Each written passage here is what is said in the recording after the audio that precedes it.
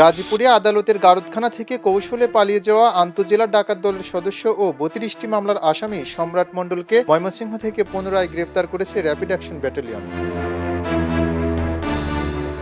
RAB ১ গাজীপুরের পোড়াবাড়ি ক্যাম্পের company commander captain Iftekhar Ahmed জানান, সোমবার দিবাগত রাত 12:30টার দিকে গোপন সংবাদে র্যাব ১৪ এর সহযোগিতায় ময়মনসিংহের কোতোয়ালি থানার কাসুর এলাকায় অভিযান চালিয়ে সম্রাটকে গ্রেফতার করা হয়। গ্রেফতারের পর আইনি প্রক্রিয়া শেষে তাকে গাজীপুর সদর মেট্রো থানায় হস্তান্তর কার্যক্রম চলছে।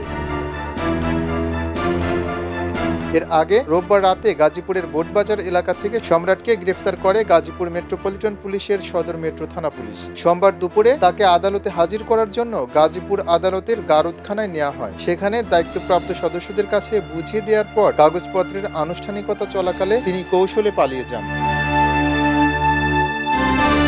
সম্রাট জামালপুর মাদারগঞ্জ উপজেলার তাত্তাপাড়া গ্রামের দুলাল মণ্ডলের ছেলে। তিনি গাজীপুর মহানগরের গাছা থানার তারগাছ বড়বাড়ি এলাকায় ভাড়া বাসায় থাকতেন। পুলিশ জানিয়েছে, তার বিরুদ্ধে গাজীপুর সহ দেশের বিভিন্ন থানায় ডাকাতি সহ মোট ৩২টি মামলা রয়েছে।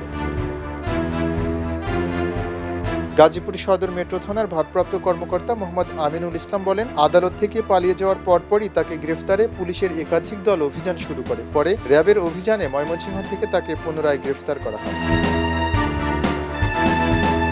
এদিকে আদালতের গারদখানা থেকে আসামি পালিয়ে যাওয়ার ঘটনায় তদন্ত শুরু হয়েছে। তদন্ত করে আইনগত ব্যবস্থা নেওয়ার কথা জানিয়েছেন গাজীপুর মেট্রোপলিটন পুলিশের কমিশনার মোহাম্মদ ইসরাইল হাওলাদার। খবরের কাগজ, নিখাত, নির্ভীক, নিরপেক্ষ।